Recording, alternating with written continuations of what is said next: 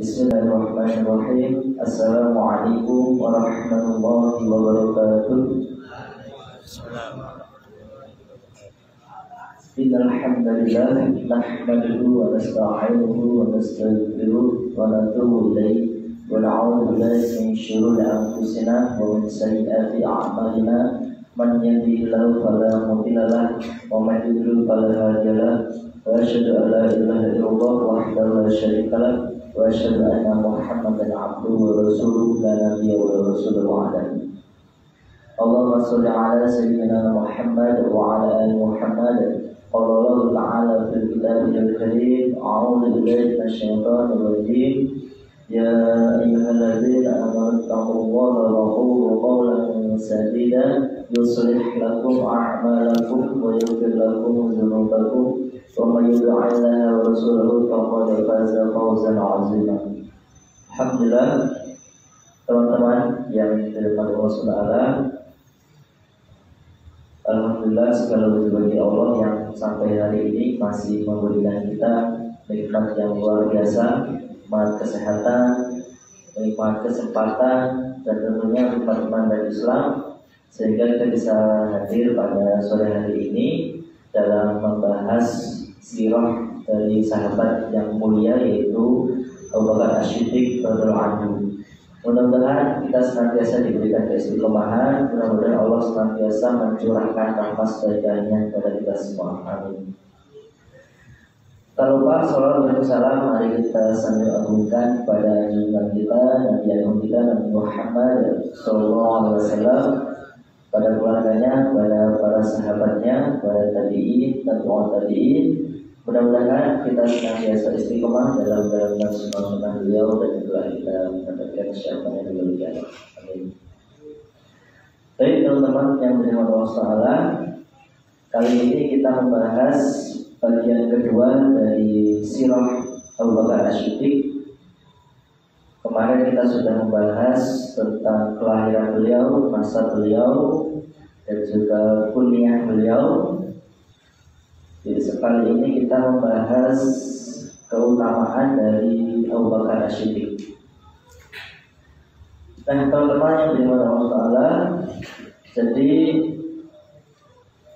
keutamaan Abu Bakar As-Siddiq itu sangat banyak sekali. Di sini tercatat kurang lebih ada 17. Mudah-mudahan selesai. Kalau tidak selesai ya kita lanjutkan senin depan. Kemarin saya sedikit menyampaikan kurang lebih ada 2 atau 3 keutamaan. Saya ulangi lagi, keutamaan yang pertama adalah Abu Bakar As-Siddiq radhiyallahu anhu adalah manusia terbaik setelah Nabi Muhammad SAW dari golongan umat beliau. Ibnu Umar radhiyallahu anhu, Ibnu Umar ini anaknya siapa? Umar bin Khattab. Jadi memakai kunyah. Kemarin sudah saya jelaskan kunyah itu apa. Nama aslinya adalah Abdullah bin Umar. Kunyahnya Ibnu Umar. Kita juga bisa menggunakan kunyah sesuai dengan Islam. Misalnya memakai, kalau kita belum punya anak, memakai nama Ibnu misalnya ayah kita namanya Ibrahim, berarti Ibnu Ibrahim. Kalau sudah punya anak berarti Abu Ibrahim, seperti itu. Nah, Ibnu Umar ini berkata, kami pernah memilih orang terbaik di masa Nabi SAW. Kami pun memilih Abu Bakar, setelah itu Umar, lalu Utsman bin Affan radhiyallahu anhu. Jadi Abu Bakar adalah sahabat atau manusia terbaik setelah Rasulullah SAW. Keutamaan yang kedua, Abu Bakar As-Siddiq adalah orang yang menemani Nabi Muhammad SAW di gua ketika dikejar kaum Quraisy. Jadi seperti yang saya sampaikan pekan lalu, ketika umat Islam banyak disiksa oleh orang-orang kafir Quraisy, maka Allah pun menurunkan menyuruh perintah untuk hijrah dari awalnya hijrah ke Habasyah, lalu setelah itu hijrah total dari Mekah ke Madinah. Nah, ada hal yang unik nih. Jadi ada seorang laki-laki itu ingin meminang seorang perempuan namanya Ummu Qais. Tapi kata Ummu Qais, aku ingin hijrah ke Madinah, kata Ummu Qais. Lalu akhirnya laki-laki itu pun ikut hijrah dari Mekah ke Madinah karena ingin menikahi Ummu Qais. Makanya laki-laki itu disebut Muhajir Ibnu Qais. Dia hijrah tapi bukan karena Allah dan Rasulnya, tapi dia hijrah karena ingin menikahi seorang wanita. Nah, ini adalah niat yang salah. Sesungguhnya amal yang diterima oleh Allah itu adalah amal yang ikhlas. Makanya kisah ini menjadi salah satu asbabul wurud adanya hadis innamal a'malu binniyat. Jadi sesungguhnya amal itu tergantung niatnya. Jadi ada yang mengatakan asbabul wurudnya, kalau hadis itu asbabul wurud, kalau Al-Quran itu asbabul nuzul. Nah, diceritakan bahwasanya Rasul itu Abu Bakar ingin hijrah duluan karena banyak sahabat yang hijrah. Tapi kata Rasul, jangan wahai Abu Bakar, sesungguhnya belum ada perintah dari Allah untuk hijrah. Nah, akhirnya setelah ada perintah hijrah dari Allah, maka Rasulullah SAW malam-malam mengunjungi rumah Abu Bakar dan mengatakan, wahai Abu Bakar, sesungguhnya sudah ada perintah hijrah, marilah kita hijrah malam ini. Abu Bakar menangis tapi terharu, menjadi orang yang terpilih menemani Rasulullah SAW hijrah. Itu senangnya luar biasa Abu Bakar, sampai nangis menemani hijrah Rasulullah. Dan pada saat itu Rasulullah itu sudah menjadi incaran kaum kafir Quraisy. Siapa yang bisa membawa Muhammad hidup atau mati, maka akan kami hadiahkan 100 ekor unta. Itu luar biasa. Dan ketika sembunyi di Gua Sur bersama Abu Bakar, sudah hampir ketahuan dengan kafir Quraisy, tapi akhirnya ada pertolongan Allah untuk tentunya. Dan kisah yang luar biasa pada saat hijrah ini, berhari-hari, beberapa hari Rasulullah dan juga Abu Bakar itu sembunyi di Gua Sur. Dan siapa yang ngasih perbekalan makan kepada Rasulullah dan juga Abu Bakar? Ada yang tahu siapa yang ngasih perbekalan? Ada yang tahu nggak? Siapa sahabat perempuan yang ngasih perbekalan konsumsi bagi Rasulullah dan juga Abu Bakar? Ada yang tahu nggak? Siapa? Aisyah. Ada yang lain? hampir. Yang Iwan ada nggak? Nggak tahu. Waduh, mana ini perjalanannya ini? Jadi yang memberikan perbekalan atau konsumsi itu namanya Asma, bukan Aisyah. Asma binti Abu Bakar. Nah, pada saat itu Asma itu sedang hamil besar. Bayangkan, hamil besar naik ke atas Gua Sur itu tinggi loh. Dan pada saat itu Asma itu sedang hamil besar. Makanya turunnya diikat dengan ikat pinggang, lalu mengantarkan perbekalan ke atas gunung. Masya Allah. Jadi awal-awal zaman dahulu itu seperti itu, tidak lemah, kuat. Makanya Allah itu kan menyukai mukmin yang kuat daripada mukmin yang lemah. Walaupun sedang hamil besar, tapi Asma bin Abu Bakar binti Abu Bakar tetap mau memberikan perbekalan kepada Rasulullah dan juga Abu Bakar. Ini luar biasa. Patut ditiru oleh kawan-kawan kekinian. Patut ditiru oleh kita semua pada saat itu. Jadi dakwah itu totalitas, bukan setengah-setengah. Keutamaan selanjutnya, Abu Bakar As-Siddiq adalah khalifah pertama. Jadi sempat saya singgung pertemuan yang lalu, terpilihnya Abu Bakar secara aklamasi. Jadi orang-orang orang-orang Ansor itu setelah wafatnya Rasulullah itu sudah hampir memilih khalifah. Jadi yang akan ditunjuk itu Sa'ad bin Ubadah. Pada saat itu di Saqifah dan Sa'idah. Tapi akhirnya Umar dan juga Abu Ubaidah al-Jarrah menemui Abu Bakar yang akan mengurus jenazah Rasulullah, mengatakan kalau orang Ansar akan memilih khalifah. Akhirnya Abu Bakar, Umar dan juga Abu Ubaidah menemui orang-orang Ansar dan akhirnya terpilihlah Abu Bakar Siddiq jadi khalifah secara aklamasi. Jadi nanti kita akan melihat variasi-variasi terpilihnya Khulafaur Rasyidin. Abu Bakar, Umar, Utsman, Ali itu berbeda-beda ketika menjadi khalifah. Nah, Abu Bakar ini secara aklamasi dipimpin oleh kaum muslimin. Dan ketika Abu Bakar ditunjuk pertama kali, itu pun menolak. Jadi menjadi seorang pemimpin itu amanahnya berat, tanggung jawabnya berat. Kita memimpin diri sendiri saja itu sudah berat, tanggungannya sudah berat, apalagi memimpin banyak orang, menjadi ketua RT, menjadi kepala desa, menjadi anggota dewan, apalagi presiden, memimpin sebuah negara, itu sangat berat. Apalagi kalau tidak adil, rakyatnya dizolimi, nah itu lebih lama lagi hisabnya. Makanya jangan berlomba-lomba untuk menjadi seorang pemimpin, karena berat. Kecuali kalau di sana, di daerah itu, di tempat itu banyak orang-orang fasik, orang-orang yang buruk, dan antum dipilih untuk menjadi pemimpin, nah itu nggak apa-apa, diterima saja. Tapi jangan mencalonkan diri seperti itu. Jadi Abu Bakar Siddiq adalah khalifah pertama. Nah, keutamaan selanjutnya ada cepat saja. Abu Bakar Siddiq terpilih menjadi khalifah berdasarkan nas. Jadi nas itu sesuai dengan firman Allah dan juga sunnah Rasulullah.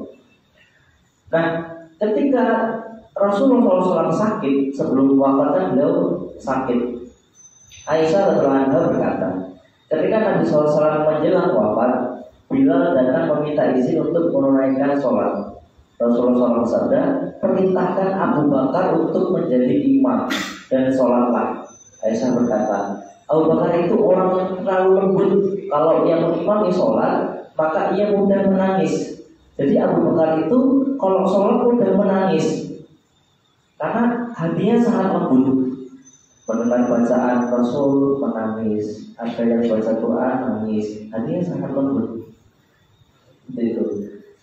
Jika ia menggantikan posisimu, ia akan mudah menangis sehingga sulit untuk berkata, perintahkan Abu Bakar untuk menjadi imam dan sholatlah. Aisyah lalu berkata hal yang sama kepada Bilal. Rasul pun mengatakan hal yang sama lagi sampai ketika keempat kalinya. Rasul berkata, sesungguhnya kala itu wanita seperti para wanita pada Nabi Yusuf, perintahkan Abu Bakar untuk menjadi imam dan sholatlah. Nah, jadi menunjuk seseorang menjadi imam itu bukan hal yang sepele, karena imam itu juga seseorang yang memiliki kemampuan yang baik dalam artian bacaan Qurannya harus bagus, tajwidnya, makhrajnya harus bagus, lalu hafalannya juga harus banyak ketika menjadi imam. Jadi yang dibaca bukan hanya qul aja. Masa jadi imam qul huwallahu ahad, ayat rakaat pertama qul, rakaat kedua qul gitu. Tapi ternyata ada juga sahabat yang mengimami yang dibaca Al-Ikhlas. Tapi alasannya luar biasa, karena mencintai Allah. Jadi membaca Al-Ikhlas, karena kan di Al-Ikhlas itu membahas tentang tauhid, tentang keesaan Allah. Nah, ini surat favorit kita lah, Qul itu. Nah, ini juga salah satu isyarat kalau Abu Bakar itu akan menjadi khalifah, dipilih oleh Rasulullah untuk menjadi imam. Nah, pada saat suatu hari Abu Bakar itu kan rumahnya jauh dari Masjid Nabawi, jadi agak telat. Jadi Umar dan juga para sahabat itu menunggu Abu Bakar untuk menjadi imam. Karena lama, akhirnya para sahabat mendorong Umar.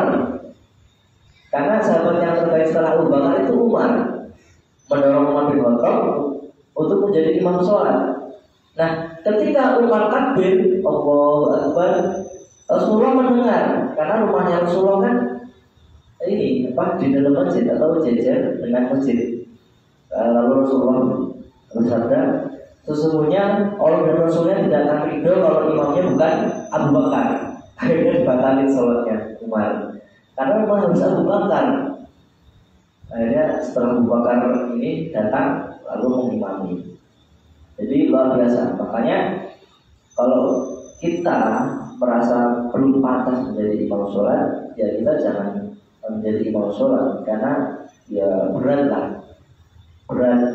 Jadi memang harus memiliki kemampuan yang baik, terutama yang tadi saya sampaikan, memiliki bacaan Quran yang baik, memiliki hafalan yang cukup banyak, terutama orang alim, dan juga mungkin kalau bisa mungkin. Kenapa musafir itu tidak dianjurkan untuk menjadi imam? Karena belum diketahui apakah bacaannya bagus atau tidak, apakah hafalannya banyak atau tidak. Seperti itu waktu jadi mahasiswa waktu jadi mahasiswa Albana. Jadi pada saat itu tidak ada abisenan, biasanya kan imamnya abisenan. Ada bapak-bapak pakaiannya gamis, pakai peci, sebutnya ini tebal, celana cingkrang. Ini kayaknya bacanya bagus sih. Akhirnya tak sudah imam. Ternyata belepotan bacaannya. Jadi ya kita tidak bukan menjelekkan ya, tapi ya itulah bukti kalau musafir itu tidak ditolakkan untuk menjadi imam. Makanya kalau ada makbul yang memang bacaan sudah bagus, ya sudah imam saja, walaupun usianya lebih muda. Nah, teman-teman yang berdoa salah, jadi keutamaan selanjutnya Abu Bakar As-Siddiq adalah umat Muhammad diperintahkan untuk meneladani Abu Bakar As-Siddiq. Nabi Muhammad SAW bersabda, ikutilah jalan orang-orang sepeninggalku, yaitu Abu Bakar dan juga Umar. Riwayat Ahmad. Keutamaan yang 7 selanjutnya, Abu Bakar As-Siddiq adalah salah seorang mufti di masa Nabi Muhammad SAW. Jadi teman-teman, mufti itu adalah orang yang dipilih di suatu tempat atau suatu negara yang bisa mengeluarkan fatwa. Jadi kalau ada orang yang bertanya, nah ini pasti diarahkan ke mufti. Misalnya ada yang bertanya tentang masalah agama, silakan tanya kepada si fulan, mufti itu, karena beliau orang yang alim, tentunya ilmunya tinggi, karena bisa memberikan fatwa. Nah, pada saat itu Nabi SAW menugaskan beliau Abu Bakar sebagai Amirul Hajj, pemimpin pada haji sebelum haji wada. Diriwayatkan dari hadis riwayat Bukhari dan Muslim dari Abu Hurairah radhiyallahu anhu, Abu Bakar As-Siddiq mengutusku untuk dalam sebuah ibadah haji yang terjadi sebelum haji wada, di mana beliau ditugaskan oleh Rasulullah SAW untuk menjadi Amirul Hajj. Ia mengutusku untuk mengumumkan kepada sekelompok orang di hari raya Idul Adha bahwa tidak boleh berhaji setelah tahunnya orang musyrik dan tidak boleh bertawaf di Ka'bah dengan telanjang. Jadi teman-teman, sebelum Nabi SAW diutus, kan sejak zaman Nabi Ibrahim, Nabi Ismail itu kan membangun Ka'bah kembali setelah rusak di banjirnya Nabi Nuh, mendirikan kembali Ka'bah. Lalu setelah Nabi Ibrahim itu orang-orang pada berdatangan ke Mekah untuk menunaikan haji. Makanya sudah ada ibadah haji pada saat itu, bertawaf. Tapi karena seiring berjalannya waktu, setelah orang-orang Quraisy menyembah berhala, akhirnya mereka bertawaf, maaf, dalam keadaan telanjang. Jadi pokoknya rusak lah. Orang Mekah pada saat itu akhirnya sangat rusak sekali, di mana wanita itu tidak ada harganya pada saat itu. Tak kasih tahu nih, kalau misalnya suami istri ingin menginginkan anak yang keturunan yang baik, maka istrinya itu dipersilakan untuk ini apa? Dizinai oleh orang yang memiliki kedudukan di Mekah bahasa itu, untuk memiliki anak yang keturunan yang baik. Jadi seorang suami membolehkan istrinya untuk dizinai oleh laki-laki lain hanya untuk mendapatkan keturunan yang baik. Makanya nauzubillah. Nah, Rasulullah itu diutus untuk memperbaiki akhlak, menyempurnakan akhlak manusia yang rusak pada saat itu, menjunjung tinggi manusia itu mulia, apalagi seorang ibu itu lebih mulia 3 kali dibandingkan seorang laki-laki atau ayah. Makanya kita jangan pernah menyakiti orang tua, karena dalam kitab Al-Kabair, dosa-dosa besar kalangan Imam Az-Zahabi rahimahullah, yang termasuk dosa-dosa besar itu uqul walidain, durhaka kepada orang tua, itu termasuk dosa besar. Nah, keutamaan selanjutnya, Abu Bakar As-Siddiq menyumbangkan seluruh hartanya setelah Rasulullah SAW menganjurkan sedekah. Jadi Rasulullah SAW memerintahkan kami untuk bersedekah. Ini dari Umar bin Khattab. Maka kami pun melaksanakannya. Umar berkata, semoga hari ini aku bisa mengalahkan Abu Bakar. Jadi Umar itu selalu kalah dalam hal sedekah. Gak cuma sedekah sih, amal yang lain pun kalah sama Abu Bakar. Makanya pada saat ini Umar itu ingin mengalahkan sedekahnya Abu Bakar. Nah, aku pun membawa setengah dari seluruh hartaku, kata Umar bin Khattab. Sampai Rasulullah SAW bertanya, wahai Umar, apa yang kau sisakan untuk keluargamu? Karena berinfak setengah harta. Misalnya seluruh hartanya itu ada 500 juta, berarti infaknya 250 juta. Kata Umar, ketika setelah ditanya wahai Umar, apa yang kau sisakan untuk keluargamu? Maka aku jawab, semisal dengan ini, kan masih ada setengah hartanya. Lalu Abu Bakar datang membawa seluruh hartanya. Jadi kalau punya harta 500 juta, jadi 500 juta diinfakkan juga Abu Bakar. Lalu Rasulullah SAW bertanya, wahai Abu Bakar, apa yang kau sisakan untuk keluargamu? Abu Bakar menjawab, kul tinggalkan bagi mereka Allah dan Rasulnya. Ini jawaban orang yang memiliki keimanan yang luar biasa. Lalu Umar berkata, demi Allah, aku tidak akan bisa mengalahkan Abu Bakar selamanya. Jadi luar biasa. Para sahabat itu fasta dibulu khairatnya luar biasa, berlomba-lomba dalam kebaikannya itu luar biasa. Gak kayak kita sekarang. Saya pernah diceritakan oleh Habib Sudio. Jadi ketika mereka dulu dimakan, kalau misalnya makan di kantin itu mereka lari duluan ke tempat kasirnya, duluan untuk bayar. Kalau kita sekarang, bayarin dong gitu. Kita berbeda. Kita jarang menunjukkan sikap dermawan. Padahal dermawan itu tidak harus menunggu kaya lalu sedekah 100 juta. Kita mentraktir teman makan itu juga termasuk dermawan. Kita bersedekah secara diam-diam itu juga termasuk dermawan. Jadi sedekah itu jangan nunggu kaya. Sama halnya berdakwah jangan nunggu banyak ilmu, jangan nunggu banyak hafal hadis, jangan nunggu banyak hafal Quran. Abu Bakar itu ketika disampaikan Islam oleh Rasulullah, wahai Abu Bakar, sesungguhnya aku adalah utusan Allah, Rasul terakhir. Maka ikutilah aku, masuklah ke dalam Islam. Abu Bakar mengatakan, ya, aku percaya kepadamu, sesungguhnya aku masuk dalam Islam. Setelah itu, Abu Bakar menyampaikan ke Islam ke sahabat yang lain, di antaranya Utsman bin Affan, Abdullah bin Auf, dan juga sahabat-sahabat yang lain itu diislamkan. Jadi Abu Bakar nggak tunggu seluruh Al-Quran ini turun kelamaan. Itu juga menjadi dalil kalau kita itu diwajibkan berdakwah, nggak nunggu punya banyak ilmu. Yang penting kita paham apa yang kita sampaikan. Karena kata Nabi, beliau ani walau ayat, sampaikanlah walaupun 1 ayat. Seperti itu. Makanya humas jasa desain grafis itu di Albana, teman-teman apa?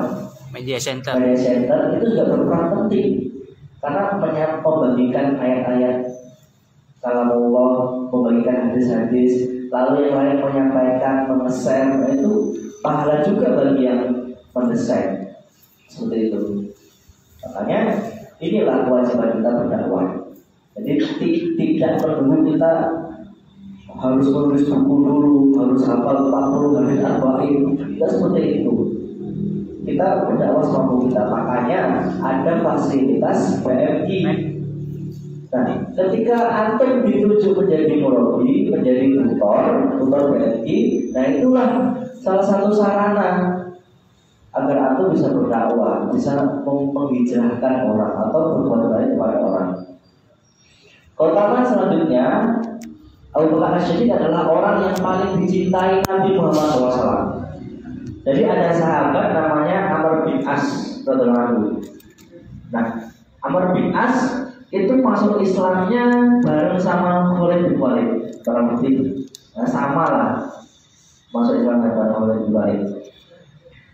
Nah, Amr bin As itu bertanya kepada Nabi SAW, ya Rasulullah, siapakah orang yang engkau cintai? Rasulullah menjawab, Aisyah.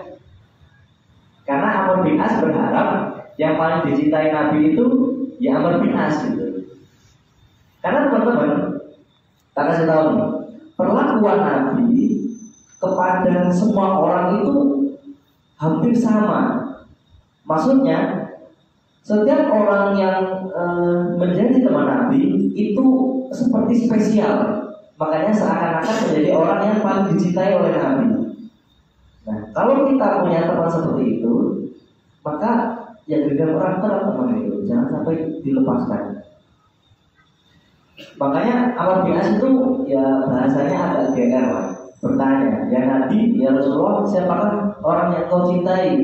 Jadi berharap yang disebut itu Amr bin As. Ternyata Aisyah. Lalu aku bertanya lagi kepada Amr bin As, kalau laki-laki, beliau menjawab, ayahnya Aisyah, Abu Bakar. Lalu siapa lagi ya Rasulullah? Umar. Lalu siapa lagi? Utsman. Setelah itu Amr bin As tidak mau bertanya lagi karena khawatir namanya tidak dijawab oleh Rasul. Khawatir namanya tidak disebutkan. Jadi luar biasa. Abu Bakar itu seseorang yang sangat dicintai oleh Rasulullah. Nanti ada keutamaan di selanjutnya. Jadi keutamaan selanjutnya Abu Bakar As-Siddiq adalah Khalil bagi Muhammad SAW atau kekasih. Imam Al-Bukhari dan Muslim muttafaq alaih di hadisnya sahih meriwayatkan hadis dari Abu Sa'id Al-Khudri radhiyallahu. Dia berkata, Rasulullah SAW berkhutbah kepada manusia. Beliau berkata, sesungguhnya Allah Ta'ala memilih hamba di antara dunia dan apa yang ada di dalamnya. Namun hamba tersebut hanya dapat memilih apa yang Allah tentukan. Lalu Abu Bakar menangis. Abu Bakar menangis. Kenapa? Jadi itu adalah isyarat Rasulullah memilih apa yang ada di sisi Allah itu lebih baik. Dan itu Abu Bakar paham. Kalau isyarat itu mengisyaratkan kalau Rasulullah SAW itu akan wafat. Makanya Abu Bakar menangis terseduh-seduh. Sahabat yang lain gak ada yang ngerti, tapi yang ngerti Abu Bakar. Abu Bakar paham. Abu Bakar menangis. Makanya ketika turun surat Idza jaa nasrullahi wal fath wa ra'aitan nasa yadkhuluna fi dinillahi afwaja fasabbih bihamdi rabbika wastaghfir innahu kana tawwaba. Yang pertama kali menangis itu Abu Bakar. Kenapa? Kalau sudah datang pertolongan Allah dan umat Islam dan manusia berbondong-bondong masuk ke dalam Islam, artinya tugas Rasul sudah selesai. Kalau tugas Rasulullah SAW sudah selesai, maka beliau tinggal dipanggil oleh Allah SWT. Makanya Abu Bakar menangis. Abu Bakar menangis, pulang ke rumahnya, menangis terseduh-seduh, dipanggil oleh sahabat. Ya Abu Bakar, kenapa engkau menangis? Bukankah ini kabar gembira dari Allah untuk kita, karena manusia berbondong-bondong masuk ke dalam Islam. Kata Abu Bakar, sesungguhnya itu berkata sambil terseduh-seduh, apabila datang pertolongan Allah, lalu manusia berbondong-bondong masuk dalam Islam, maka tugas Rasul sudah selesai. Kalau tugas Rasul sudah selesai, maka Rasul akan meninggalkan kita. Akhirnya sahabat bertanya itu juga menangis tersebut, karena akan kehilangan Rasulullah. Bayangkan kita kehilangan orang yang kita cintai, misalnya orang tua kita, ibu kita, ayah kita pasti menangis. Tapi pada saat itu akan kehilangan seseorang mulia, seorang nabi terakhir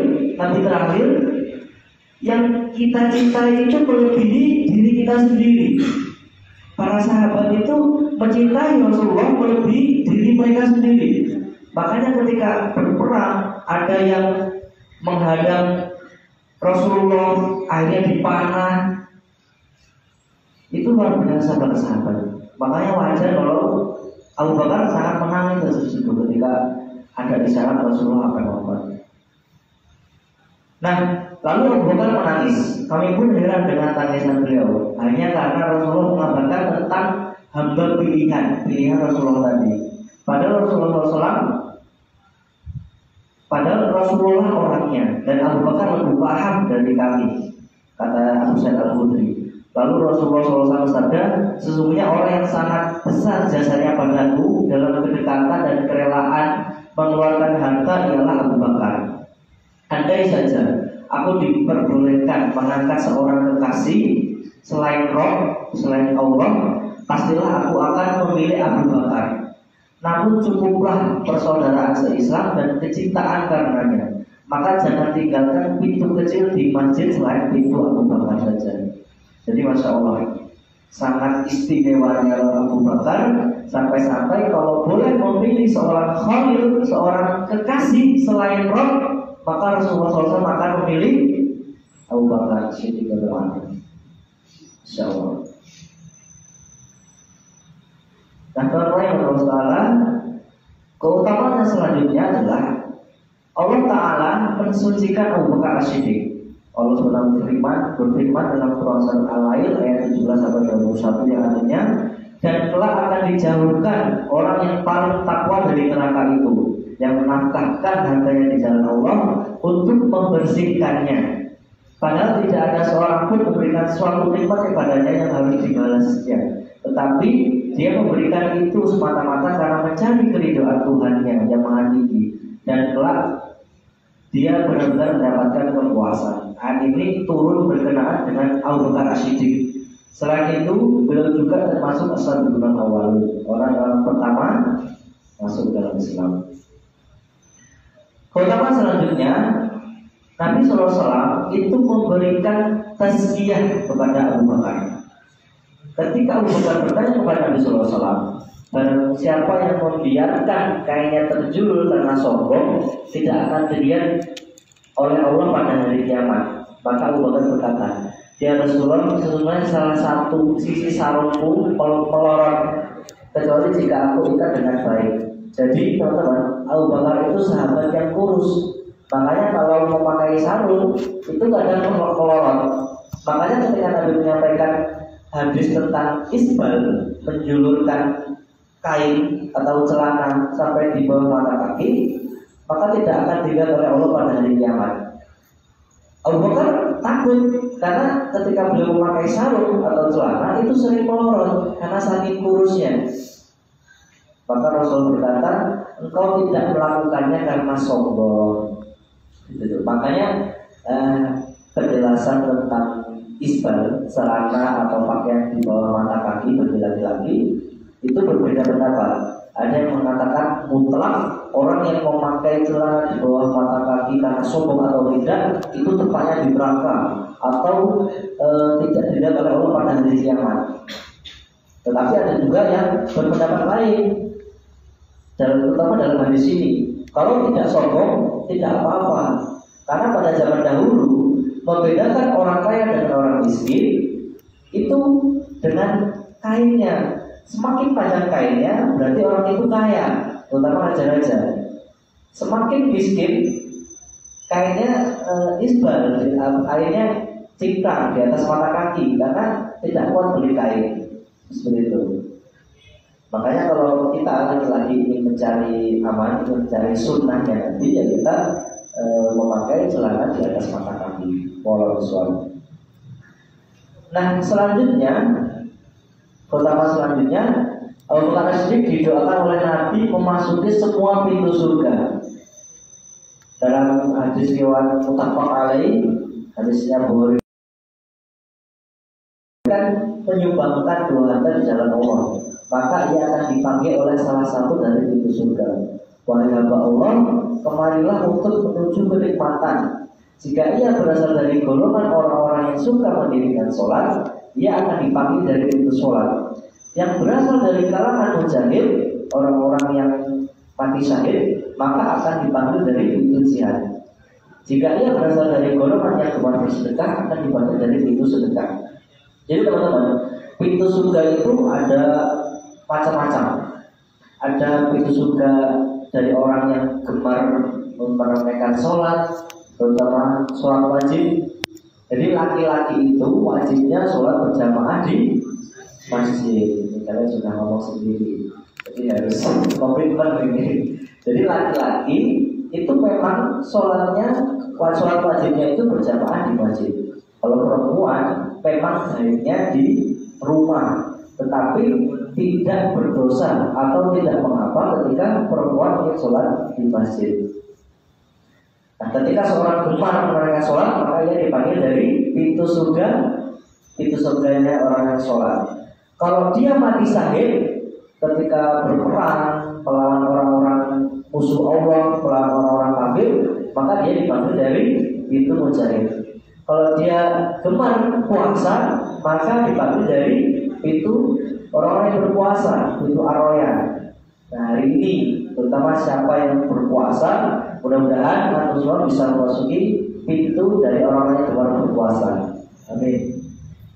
Lalu orang gemar bersedekah juga dipanggil dari pintu sedekah. Nah, potongan dari Abu Bakar selanjutnya, Abu Bakar Siddiq melakukan banyak perbuatan agung dalam sehari. Dari riwayat Imam Muslim, riwayatnya hadis dari Abu Hurairah bahwa Nabi Muhammad SAW bersabda, jadi Nabi itu seperti mengabsen para sahabat, mengabsen amalnya para sahabat. Siapa yang hari ini berpuasa, lalu yang ngaco cuma Abu Bakar, saya Rasulullah. Siapa hari ini ikut mengantarkan jenazah, Abu Bakar menjawab, saya Rasulullah. Siapa yang hari ini memberi makan orang miskin, Abu Bakar menjawab, saya Rasulullah. Siapa yang hari ini menjenguk orang sakit, Abu Bakar menjawab, saya Rasulullah. Lalu Rasulullah bersabda, tidaklah semua ini dilakukan oleh seorang kecuali dia akan masuk di dalam surga. Nah, sekarang saya yang tanya, siapa yang di sini tadi melaksanakan sholat tahajud? Ngaco? Gak apa-apa, gak dikatakan pamer. Ya, Iwan, siapa yang hari ini melaksanakan tahajud? Untuk motivasi saja, untuk motivasi teman-temannya, tidak dianggap pamer. Ada beberapa. Siapa yang sudah melaksanakan sholat duha? Ada beberapa juga. Jadi ya seperti itu. Memang terbiasa melakukan amal sholat itu berat. Apalagi untuk istiqomah sangat berat. Kalau ringan itu istirahat. Jadi istiqomah itu berat. Yang ringan apa? Istirahat. Makanya hadir di majelis ilmu ini juga berat. Karena waduh udah capek kuliah, mending tidur aja lah di kosan. Tiduran di kosan, rebahan main HP. Ringan, istirahat itu ringan. Nah, keutamaan Abu Bakar selanjutnya adalah orang-orang musyrik mensifati Abu Bakar Siddiq sebagaimana Khadijah sifati Rasulullah SAW. Artinya orang-orang yang tidak menyembah Allah atau orang-orang kafir itu menganggap Abu Bakar adalah orang yang baik. Seperti halnya Khadijah mensifati Rasulullah SAW. Jadi kalau kita dikenal baik oleh teman-teman kita sesama muslim, itu adalah hal yang biasa. Tetapi kalau kita dikenal baik oleh teman-teman kita yang non muslim, itu luar biasa. Makanya beberapa orang yang masuk Islam oleh Rasulullah itu karena akhlaknya beliau. Berawal dari dicaci maki, berawal dari dilempari kotoran unta, tapi karena akhlak beliau, rendah hati beliau, akhirnya masuk dalam Islam. Jadi mereka berkata tentang Abu Bakar, apakah kalian mengusir orang-orang yang sudah bekerja untuk mereka yang tidak berpunya, menyambung silaturahim, menanggung orang-orang yang lemah, menjamu tamu dan selalu menolong di jalan kebenaran. Jadi inilah Abu Bakar, sahabat yang mulia. Lalu pertama selanjutnya Ali radhiyallahu anhu mengenal utama Abu Bakar Siddiq. Muhammad bin Al-Hanafiyah berkata, aku bertanya kepada yang yaitu Ali bin Abi Thalib, manusia mana yang terbaik sepeninggal Rasulullah SAW? Lalu Ali menjawab, Abu Bakar. Aku bertanya. Kemudian siapa lagi? Ali berkata, lalu Umar. Lalu aku khawatir yang selanjutnya adalah Utsman. Maka aku berkata, selanjutnya tahu. Ali berkata, aku ini adalah orang muslim biasa. Jadi sekelas Ali bin Abi Thalib, sepupu Rasul, menantu Rasul, tidak sombong, tidak mentang-mentang sahabat, tetapi sombong tidak, tapi tetap rendah hati. Beliau bahkan mengatakan, aku ini hanyalah muslim biasa. Padahal Ali itu pintunya ilmu. Jadi Ali itu pernah didebat oleh orang-orang Syiah atau Khawarij, saya lupa.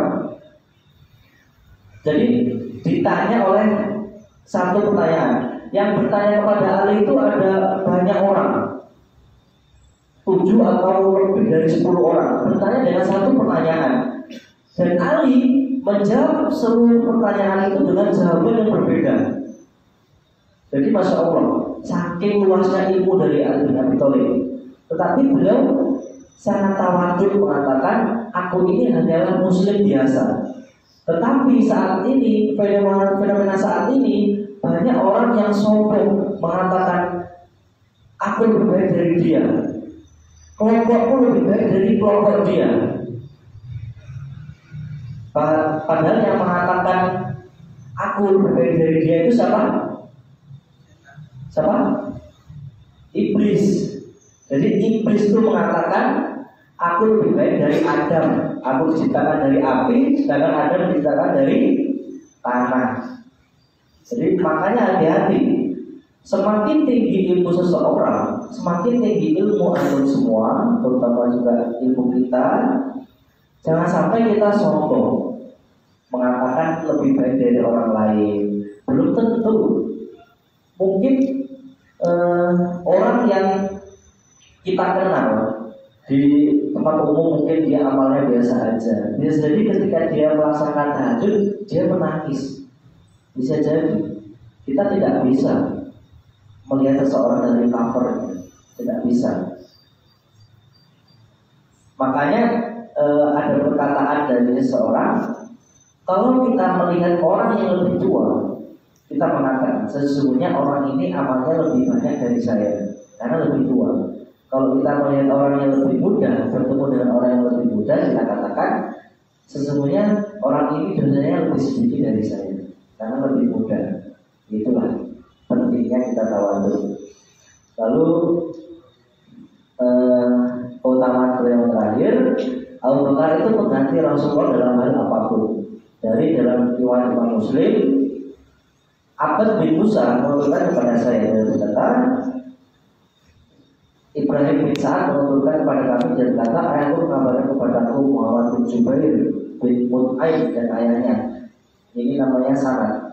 Bahwa ada seorang perempuan yang bertanya kepada Rasulullah SAW tentang suatu perkara. Maka beliau menyuruh agar perempuan itu kembali lagi untuk menemuinya.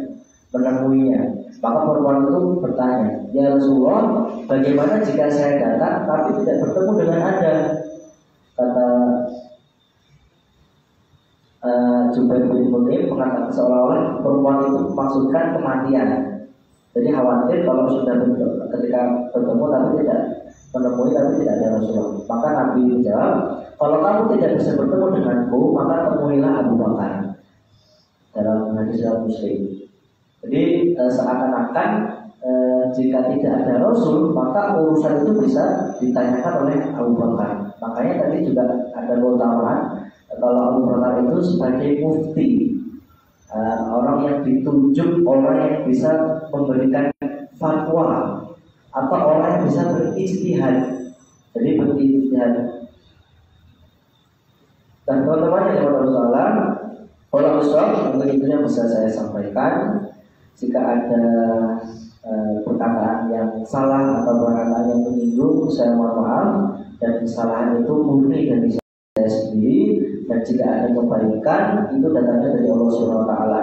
Jadi saya menyampaikan di sini bukan berarti lebih baik dari Anda semua, tetapi saya hanya sharing apa yang saya tahu dan saya juga melakukan kewajiban saya sebagai seorang dai. Jadi nahnu du'a qabla kulli syai'in. Jadi kita itu dai sebelum apapun profesi kita, meskipun atau seorang dosen, atau seorang guru, atau seorang atlet, atau seorang peternak, petani, tetapi pekerjaan utama adalah seorang dai. Kalau soal itu bisa saya sampaikan. Terima kasih. Wassalamualaikum warahmatullahi wabarakatuh.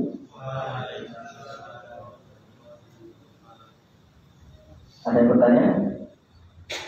Sebentar materi. Gimana? Apa tahu?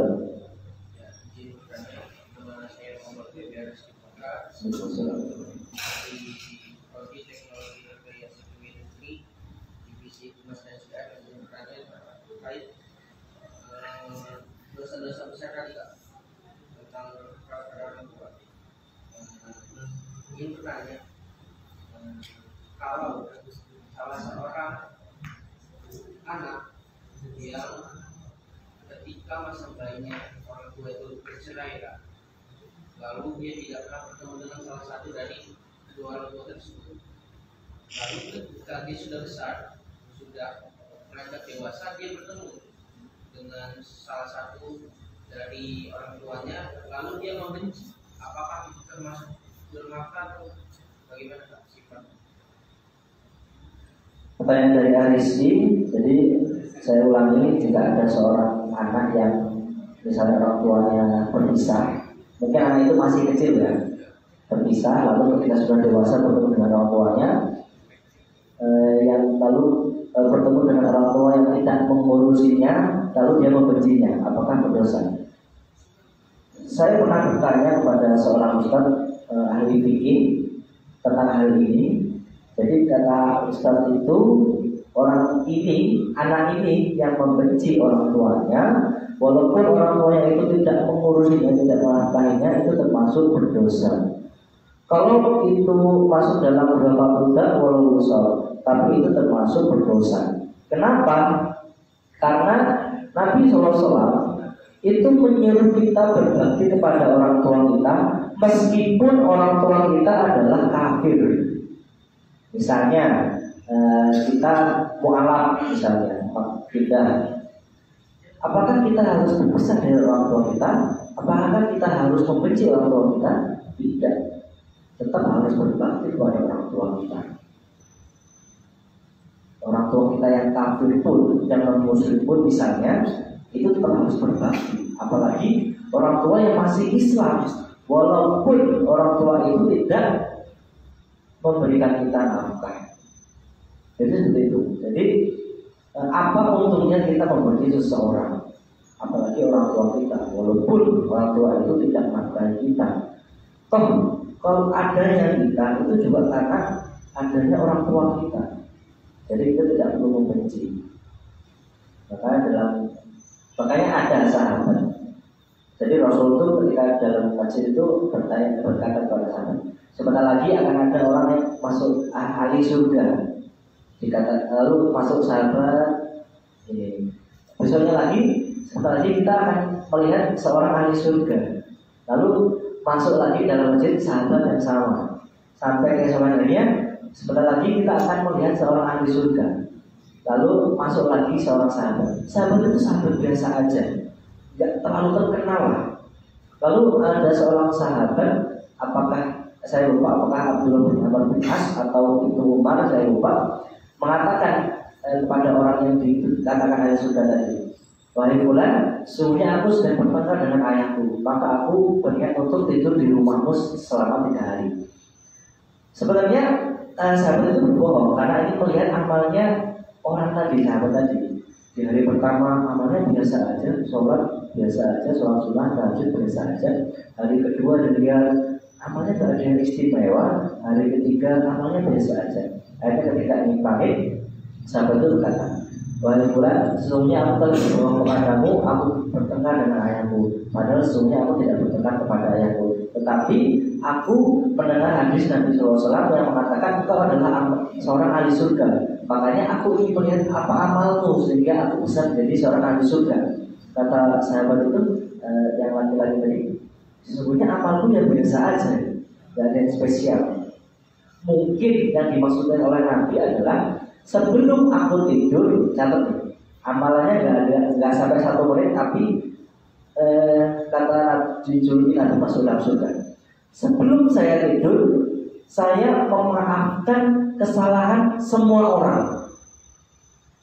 Sebelum saya tidur, saya memaafkan kesalahan seluruh orang, baik yang berbuat buruk kepadaku atau tidak berbuat buruk kepadaku.